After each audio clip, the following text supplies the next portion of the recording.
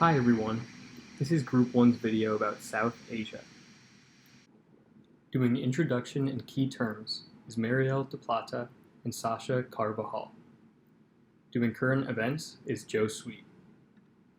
Doing discussion and narration is myself, Craig Certo.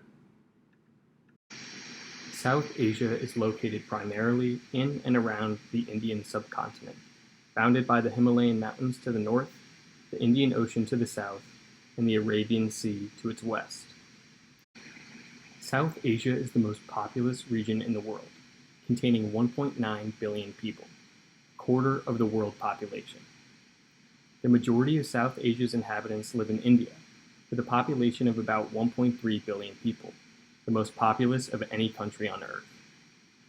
The region is smallest in terms of land size and the most populous, thus making the region incredibly densely populated. This region contains half of the world's 30 fastest growing cities. Despite being the most populous region in the world, total fertility rates are actually decreasing due to a few reasons. There are increasing opportunities for females in education and employment, which leaves less time for childbearing and raising. Improved healthcare has resulted in a decrease in infant mortality, because more surviving children push families to have fewer children overall.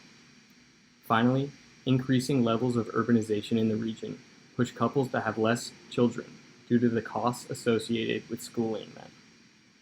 As you can see, Sri Lanka, which has better healthcare and opportunities for women, has a much lower fertility rate than Pakistan. This region has contributed to climate change largely due to its huge population. While the amounts of emissions per capita are not that high, the emissions add up with so many people contributing. Of the countries in this region, India has the most effects on the environment, with immense amounts of pollution. In addition to having extremely polluted waters, this region has the worst air pollution out of all the world regions.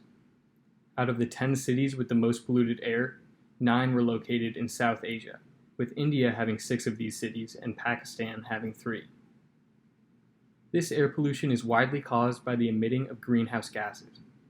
India produces the most greenhouse gases in the entire region, and is the third leading emitter of greenhouse gases in the entire world, thus making it very contaminated.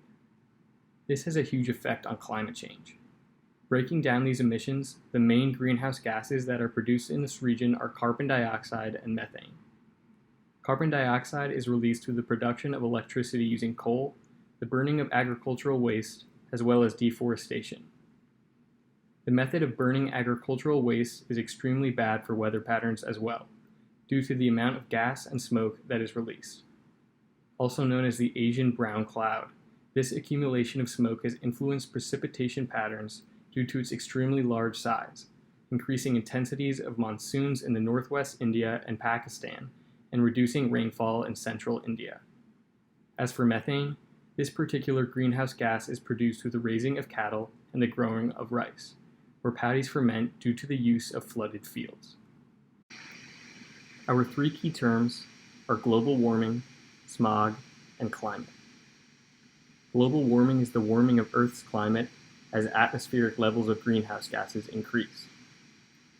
Smog is a combination of industrial emissions, car exhaust, and water vapor that frequently hovers as a yellow-brown haze over many cities, causing a variety of health problems. Climate is the long-term balance of temperature and precipitation that characteristically prevails in a particular region.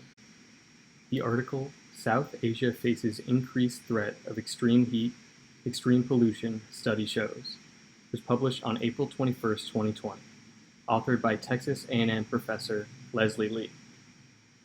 And it covers the professors at Texas A&M study on how global warming is affecting the climate of South Asia in terms of the extreme heat and increased level of particulate matter, also known as smog. Feel free to click on the link below. The scientists at Texas A&M know that extremely high levels of heat can negatively affect the body, resulting in concerning health issues of the respiratory and cardiovascular systems. They are also aware of the severe effects of poor air quality on the human body. With this knowledge, the scientists at Texas A&M try to discover an answer to how often the people of South Asia will be negatively affected by both the high levels of heat and the increasing air pollution when they are occurring at the same time. In this study, the scientists use a high-resolution, decadal-long model simulation using a state-of-the-science regional chemistry climate model, with their main regional focus being in South Asia. Professor Zhu led the research project and performed model simulations for both present-day and future heat and air pollution conditions. Their project assessment estimates that heat extremes will increase in frequency by 75% by 2050, an increase from 45 days a year to 78 days a year, and also that the rare joint events of both extreme heat and extreme particulate matter will increase in frequency by 175% by 2050.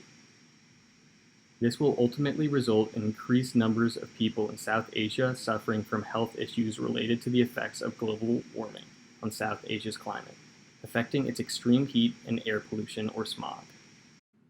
Here are 2 questions that were on my mind after learning about South Asia and reading this article. First, what can India do to combat the predicted 175% increase in the frequency of extreme heat and smog events by 2050? And second, could the high populations of South Asia pose a potential problem as their climate becomes less habitable? I'm curious and looking forward to seeing what you all think about these questions. Thank you for watching Group 1's video, and I hope you enjoyed.